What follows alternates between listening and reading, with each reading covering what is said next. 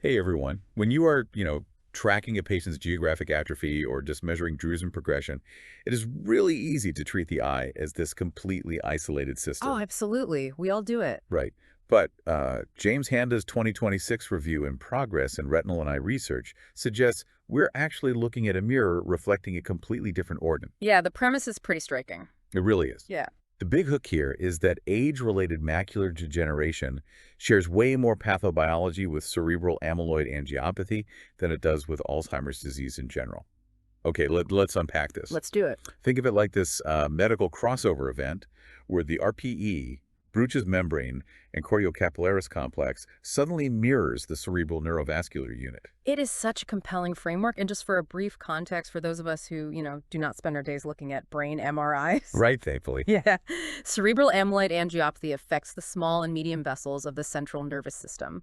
It causes severe vascular fragility and hemorrhages. Which is obviously devastating. Exactly. And anatomically, these units couldn't be more distinct, yet they run on the exact same molecular script, which is this cholesterol to APOE to amyloid-β to complement axis. Right, so we see that initiation in the retina when the RPE gets completely overloaded processing outer segments. Hmm. It secretes these lipoproteins that just get trapped, forming that characteristic lipid wall in Bruch's membrane. Yeah, and then those lipids oxidize. Exactly. They oxidize, hydroxyapatite spheres form, and eventually they get coated in proteins like, amyloid-β and complement.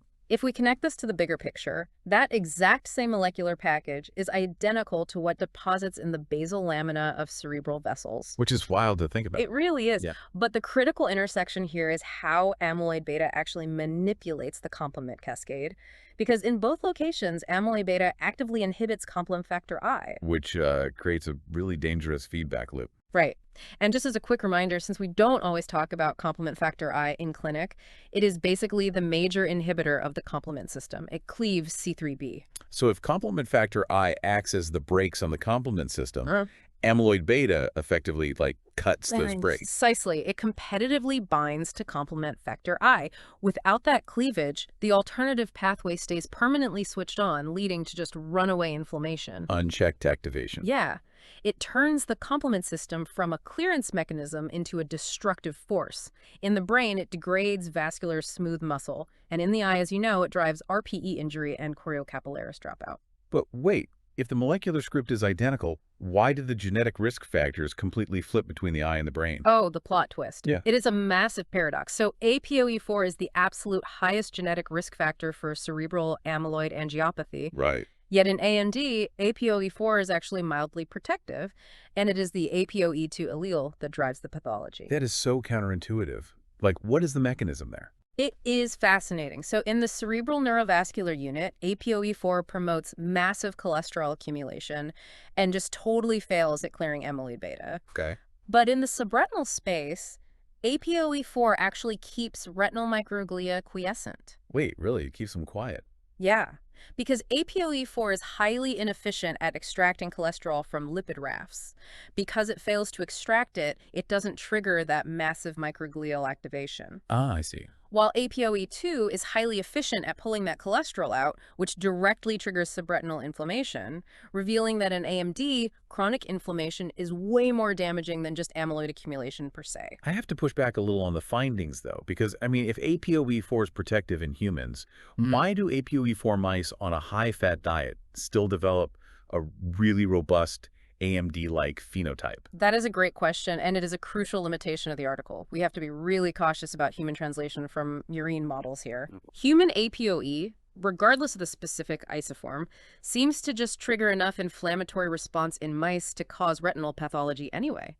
Plus, there's a strong likelihood of survivorship bias in human populations. Oh, because patients carrying the APOE4 variant often die from cerebral amyloid angiopathy or Alzheimer's long before they reach the age where advanced AMD usually manifests. Exactly. Okay, so moving from mouse paradoxes to actual patients, what is the clinical evidence bridging these diseases?